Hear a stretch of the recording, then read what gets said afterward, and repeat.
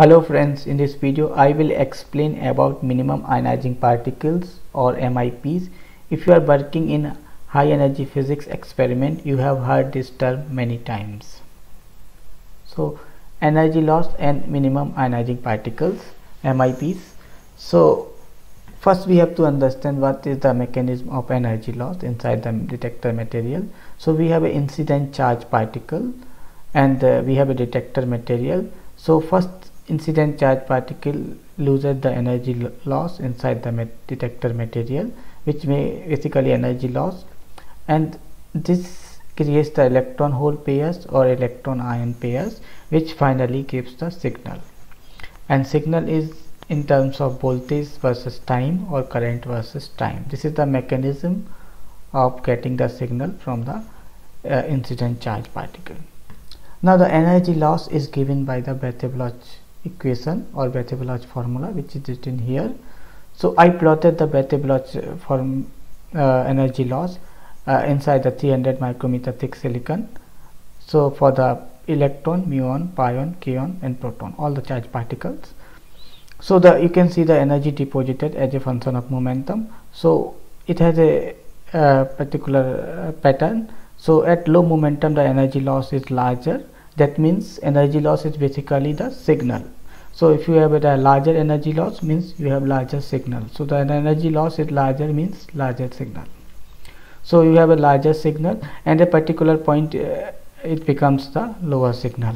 And similarly for here you can see for the muon, the energy loss is lower and then it again starts rising. So where the energy loss is minimum, that point corresponds to the lower signal or lower energy loss. So this at particular point it is called minimum ionizing particle. For each particles there is a particular momentum, it becomes minimum ionizing particles. For example pion, you can also locate here with the momentum where it becomes minimum ionizing particle. So basically minimum ionizing particle, which is I already explained, it corresponds to the minimum energy loss, basically which corresponds to the minimum signal. Now this is a curve from the TPC in the ALICE time projection chamber, where we have energy loss versus momentum plot. This is from the experimental plot taken from this reference. So you can see that the energy loss versus momentum, the same profile, but this is in the gaseous medium. So what is the importance of the minimum ionizing particle?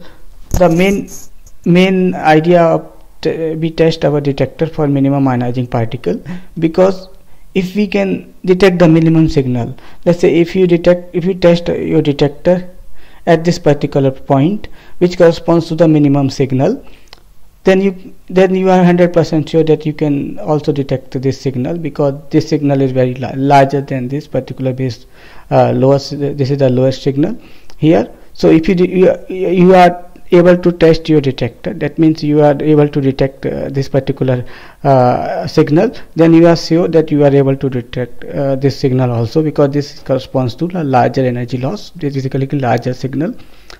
But if you test your detector at this particular energy loss, then your detector may not able to detect, because this is the lowest signal and this is the largest signal. So if you test your detector here, then you may not able to detect this particular point, because you tested your detector for higher signal and here you are getting the lower signal. So in that case, if you test your detector for a particular point, this particular area may not be detected and you will get the blank curve here.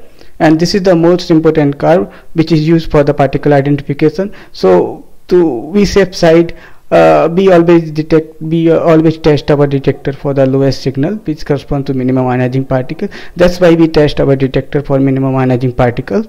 So this is all. Thank you.